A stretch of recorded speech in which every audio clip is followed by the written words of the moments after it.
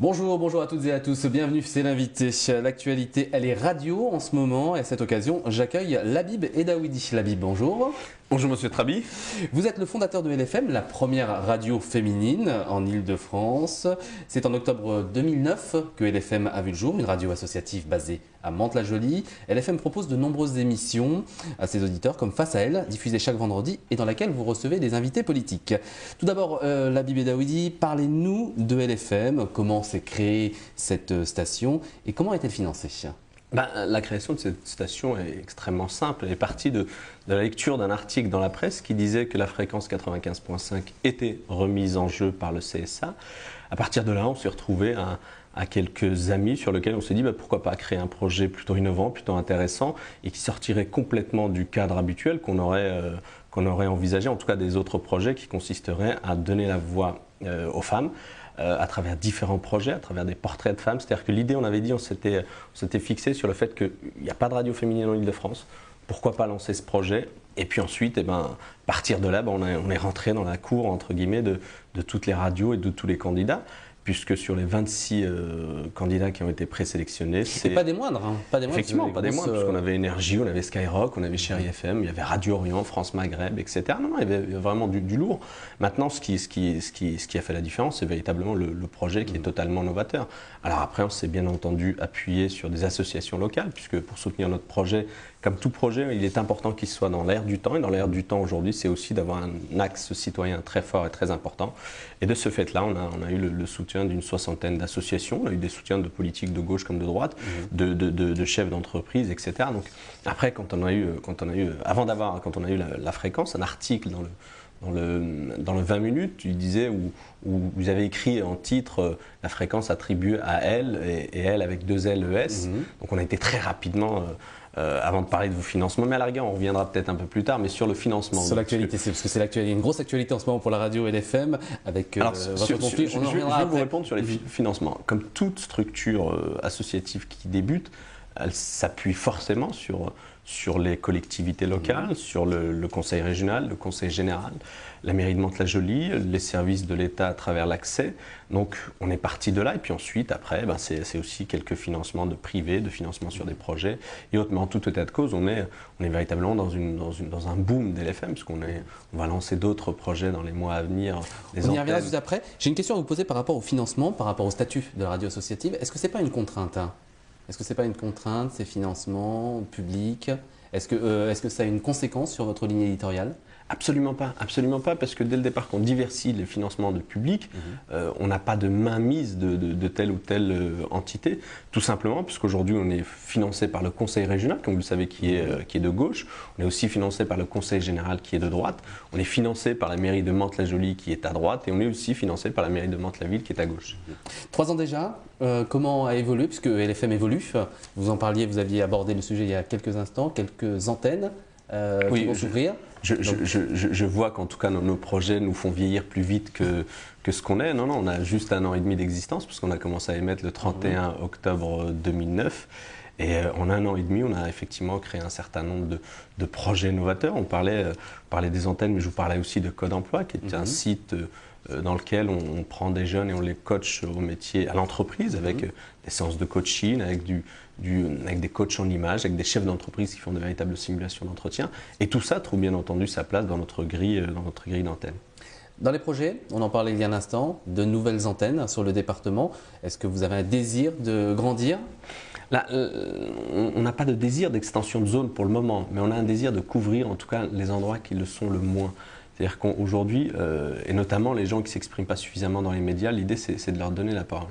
On est parti sur des antennes, ce qu'on appelle des antennes, c'est un correspondant avec une structure radio mobile facilement déplaçable et puis aussi de laquelle on peut facilement enregistrer des émissions. Donc on a Epone qui joue le jeu et on va englober autour d'Epone. On a l'Aglo d'Oudan qui est la communauté de communes du pays oudanais qui joue aussi le jeu. Et donc on lance cette année 2, mais on en a 3 en prévision sur l'année prochaine. L'idée n'est pas d'avoir une extension de zone, l'idée c'est véritablement de couvrir notre zone de diffusion le mieux possible en ayant un maximum d'intervenants sur différentes problématiques et toujours en restant déterminé sur l'aspect citoyen de la radio. Et proximité, donc déjà couvrir votre propre bassin de diffusion. Le Aucune idée renforcer. par la suite, le renforcer. Aucune idée par la suite. Ça n'annonce pas une extension par la suite. Vous savez, tout dépend du projet. Si le projet est viable, si le projet financièrement se développe, parce que vous le disiez tout à l'heure, vous avez souligné le point des collectivités. Bien entendu, les collectivités, on ne peut pas rester aujourd'hui avec un fonctionnement uniquement s'appuyant sur les collectivités. Donc, il faudra développer des partenariats privés. Et à partir de ces partenariats privés, on voit éventuellement une extension de zone, parce que qui dit extension dit, bien entendu, un budget plus important. Venons-en maintenant, Labib Daoudi, à l'actualité de la radio. Elle est judiciaire. Vous êtes en procès avec le groupe Lagardère. Pour rappel, le groupe vous attaque à cause de la proximité phonétique du nom de la radio par rapport à l'hebdomadaire féminin, Elle, dont il est propriétaire. Vous avez une première fois changé de nom, puisque vous nous l'aviez dit, Elle s'écrivait avec un S à sa création. Vous avez opté pour la lettre L, LFM. En mai 2010, le groupe Lagardère maintient ses poursuites et souhaite que le nom de la station qu'il considère toujours trop proche du nom de son magazine change une nouvelle fois. Le jugement a été mis en délibéré au 8 juillet.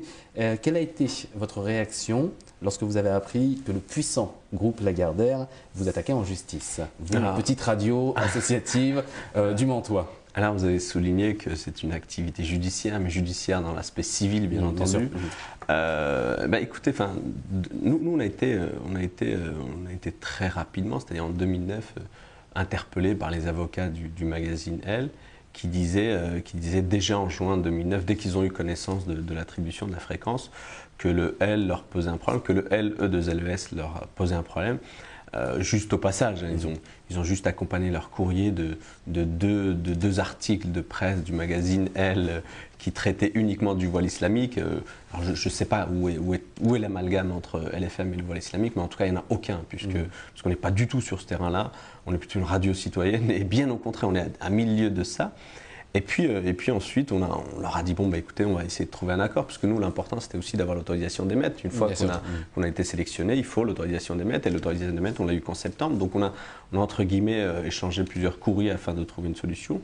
Et on est parti sur le principe qu'on changerait de nom, puisque, vous le dites vous-même, on est une micro-association dans les Yvelines basée au Val-Fouré, et puis c'est le groupe Lagardère, quoi. Enfin, c'est la multinationale avec des pouvoirs politiques extrêmement importants, avec un pouvoir économique extrêmement important aussi. Donc le combat est totalement inégal. Donc, et puis on a changé en mettant le L majuscule, en se disant, bon, ils font de la presse, puisque le problème c'était la confusion avec le magazine Elle. Ils font de la presse. Le LFM, bien entendu, avant de l'utiliser, on a regardé si d'autres radios l'utilisaient. Or, le LFM majuscule existe, des dizaines de sociétés, au moins 3 radios dans le monde ont cette appellation. On se dit, il n'y a pas de raison qu'il y ait un suivi.